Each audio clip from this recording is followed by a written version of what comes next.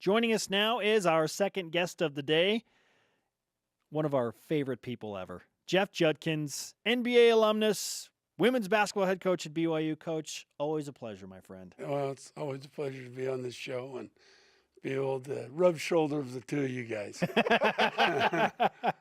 Okay, so before we went to break, we mentioned that it's the Think Pink week for BYU basketball, breast cancer awareness. It's for a great cause. But do they have to specially make pink sneakers for you, or how does that even work? Well, for some reason, they don't get sneakers for me.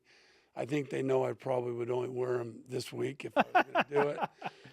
But I'll have something pink because of the cause. And as everybody knows, I've got a player that I coached that has cancer and is fighting it right now. And my mother had cancer, and my grandfather did too. So a lot of close people to me have had it, and it's a bad disease. And hopefully, we'll be able to find a cure and get rid of this. We've been talking a lot about how success is measured, and it's certainly, fans are going to look at it differently. Coaches, players will all look at how you measure success is going to be different. So as a coach, what do you look at to say, you know what? Yeah, that was successful. Yes, we're better. How do you measure it? Is it just wins and losses? It can't be that, right? For me, it's not. Maybe I'll get in trouble for saying it. Yeah, you want to win and you want to be successful and you want to have the opportunity to win championships. But the relationships with your players and the relationship with people that you're around means more than winning or losing games. And, what I've tried to do at BYU is I try to coach and win as many games as I can, but I also want my players to learn life and decisions they have to make and how they have to deal with it. And athletics makes it great because you do have your ups and your downs. And in life, you have it too. And if you can't handle that, then you can get yourself maybe in a lot of trouble and not be able to get out of that. And I hope my players, when they walk out of BYU, say it was just not basketball. It was a lot of things that I've learned from the coaches and from people that I associated with, and these friendships will last forever. I mean, when my mother passed away this November, I had so many alumni and so many players that I've coached just contact me and say, "Hey, your mom was wonderful, and she was a great fan, and we're going to miss her." And that meant a lot to me because they saw the other side of it, not just the basketball part. Absolutely, and that goes back to another reason that this is a great week. How do you use what you encounter with stuff like that when you get letters and recognition, and use it as a motivating tool for your team? Well, I try to tell them that you're going to remember what you're doing here for the rest of your life, and you're going to have great memories of what you accomplished and what you have tried to accomplish, and those relationships never go away. And I've been very lucky. I've been very blessed. I've had a very successful program here at BYU. I've had the help that I need. I've had the players that can make this program excel, and I've had great coaches that have sacrificed and give a lot of their time to make this program what it needs to be. And it's just nice to see people see that. It's nice to see when your players graduate and they move on with their own life, they see that there's a small bit of their life they can remember that we really try to do things the right way. Since conference play started, you guys have really kind of kicked it up another notch. You've been playing really good basketball. You're 7-3. In terms of your expectations for this team, have you met expectations to this point? Have you exceeded those? Where does that stand? Well, you always look back and say, if we'd have done this, and there's no question I would have wanted to have gotten that San Diego game different. And then Pacific was tough. They really came out and played a great game, and we didn't play like we should. We kind of got on our heels.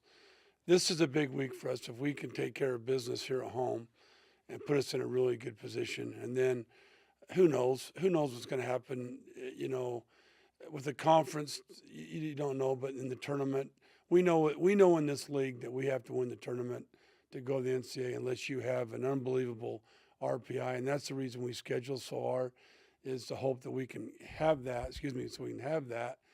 But we're playing good basketball right now, and I think if we can continue to do that, then we'll have success and the things will work out for us. And you hear this all the time, and it's the truth. That's why you hear it. It's not about winning lists, about how your team's performing and how you're playing, and if you're getting better and you're improving.